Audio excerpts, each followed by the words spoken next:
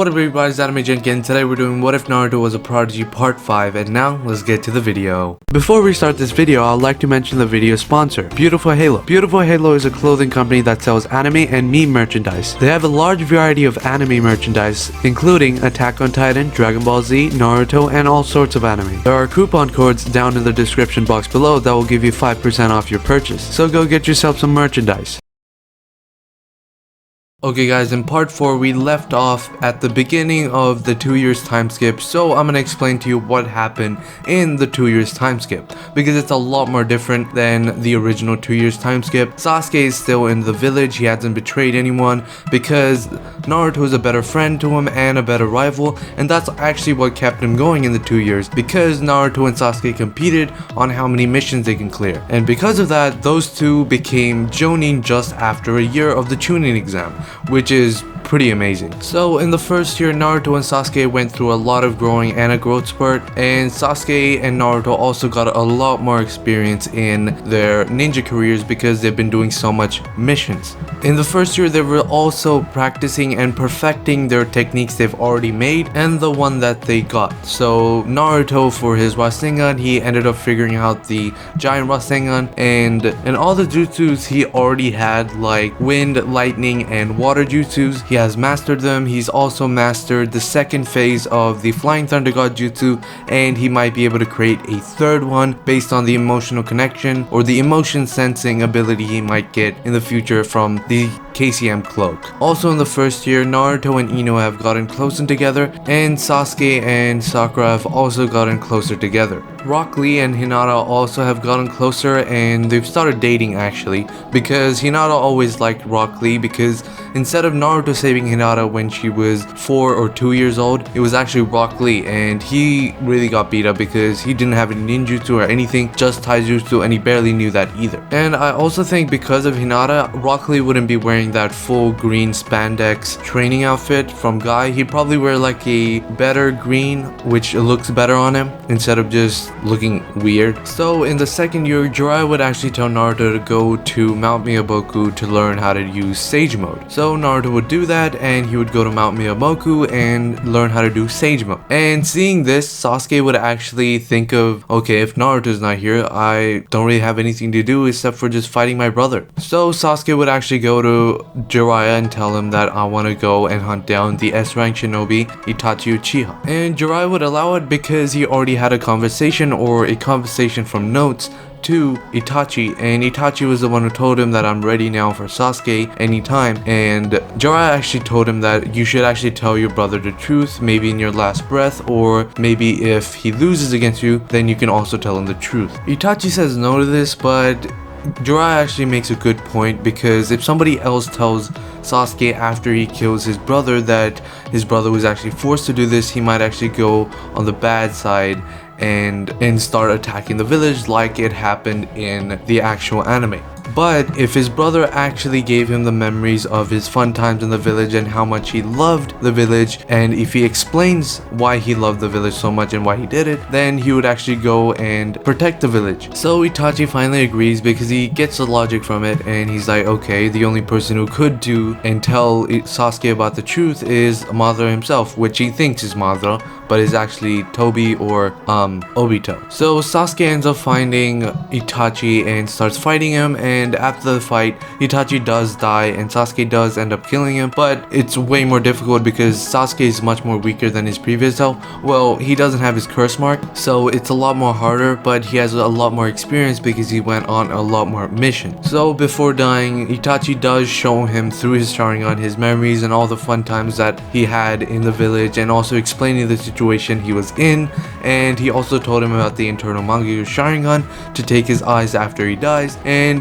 Sasuke cries a lot, but now he knows his real target, and that is Danzo. So after crying, Sasuke is really exhausted, so he passes out, and then a bunch of Anbu or Leaf Anbu come in and take Sasuke away back to the village because he's done what he was supposed to do. He killed the S-rank shinobi, which they were surprised by, and now they took him back. So after Sasuke wakes up, he asks Tsunade to implant the eyes so he can get the Eternal Mangekyo Sharingan. He also explains to her what the Eternal Mangekyo Sharingan is and what his brother mother told him. So she does that, and now Sasuke has the Eternal Mangyo Sharingan. It takes him about 1 month to heal, and it's only been 2 months into the second year, so Naruto has just mastered or learned Sage Mode. He hasn't mastered it because that's when you can activate Sage Mode when you're moving around. So Naruto's gonna be staying there for another 2 months to just get used to the Sage energy and implement them in his jutsus, and to see if he could upgrade the Flying Thunder God Jutsu with the Sage Mode. And he ended up creating the third gear to the Flying Thunder God Jutsu, and that's when he activates Sage Mode, and he has a brighter or a broader sense of direction because he can sense everything. So after the 2 months, he comes back home and he sees Sasuke with like brand new Sharingan eyes, and he's like, whoa, that's cool. And he also hears about his brother, and he's really pissed off. He's like, who's this Danzo guy now? And he's like, I hate him though. Now the next 8 months are gonna be the months where they're gonna be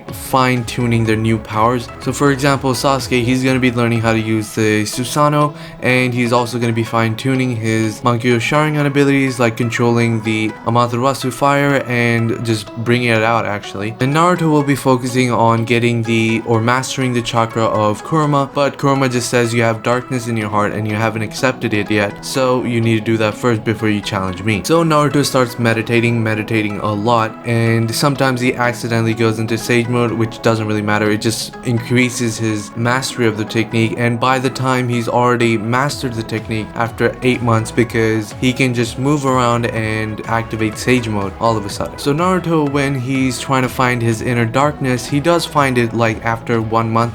He has to go to a peaceful place where a waterfall is, or a jungle, or forest, those places where it's really peaceful. And when he does get into his inner heart, he actually feels there's a step above it where he can feel a chakra similar to his, but it's not exactly similar. And this is actually Ashura, but Naruto doesn't really know that. So if he does end up penetrating that plane or whatever inside of him where that chakra is, he'll be able to get the Sage of Six Paths mode. And if Sasuke does the same thing, he'll be able to get the Rinnegan. So finally Naruto meets his dark side. Naruto knows he needs to accept his dark side, not just like push it to the side, because that's not getting rid of him. So the only way to get rid of him is by accepting it. So he does accept it. He doesn't really do any fighting and waste time like the other Naruto, because he knows something's gonna happen. His like fox sense is tingling. So as soon as the 8 months were over, Naruto gets a signal from Gaara, which he gave him a kunai which has his Flying Thunder mark on it. And he gets a signal from Gaara. He's like, oh crap, something happening to Gaara, I need to go. So he teleports to Sasuke because he needs his help, takes him to the Hokage's office. He tells Sasuke that something's wrong in the hidden sand. So he goes to the Hokage's office, or Jiraiya's office, and tells him that something's wrong. Gaara just sent me like this message, not message, but he signaled me by using my Flying Thunder God mark. So they get a squad ready, and Naruto teleports all of them to where the mark was. And as soon as they get there, they're on this hidden sand building, and they look up and they see Gaara fighting this guy on a white bird. So Naruto activates his Sage Mode and senses another one just like him somewhere at the gate of the village. So he tells Sasuke to deal with that one, and he tells him like he's over there, go deal with him. Kakashi also follows Sasuke to deal with the Akatsuki because they know this is S-rank territory and they need as much help as they can get. Naruto starts charging up his wind style Rasen Shuriken because he learned that when he was in Mount Biamoku, and he throws it at Deidara and he cuts off his arm, and then it explodes behind him and he falls in front of him, and that's when Gaara uses opportunity to completely crush him. Well, not really entirely. He hasn't killed him yet, but only crushed his legs. So he still has one more arm to create other white clay creatures. So Sasori, seeing this, that Deidara is already like completely destroyed, so he wants to like get him out of there, so he uses strings, but he's stopped by Kakashi with a lightning blade, also by Sasuke with also another lightning blade. So he's like, oh crap, what do I do now? I should run because I don't care about Deidara. He's useless anyways, so I'm getting out of here. He tried to get out, but Kakashi blocked him, Sasuke also blocked him, and then Kankuro also came in because why not?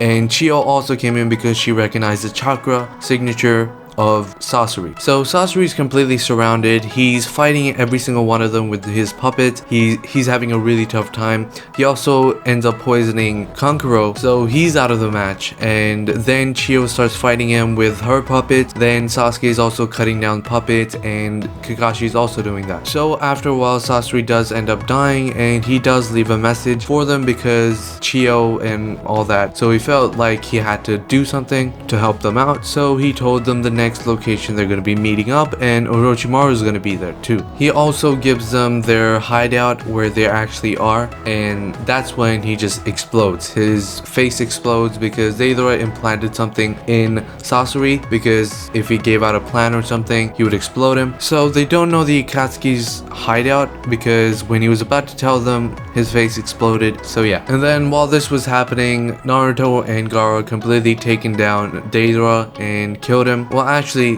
they didn't really kill him. He killed himself because he did his heart bomb thing. So Naruto just teleported him out of there, and then you can just like see this giant explosion happening in the forest or somewhere. And that's 10 minutes. That's it, guys. I hope you guys liked this video. I haven't done this series in a long time because I got bored of it, but now I'm doing a lot more videos now, and I also feel like you guys really like this video. And yeah, I don't feel like it, but I know you guys really like it, so that's why I did it. I'm like, oh, why not, I'll do it. But yeah, I will be making a lot more videos now because I'm quarantined. Well, I don't really have the coronavirus, but we're just quarantined in the house, so I just don't leave the house, so I have a lot more time left. So I hope you guys doing fine. Like, the world's not ending or anything, it's just a pandemic. So I hope you guys are doing fine, and stay home because it's better for everyone else and you. So thank you for watching. Make sure to like the video and hit the bell icon for my future videos, and as always, Anime Junkie out.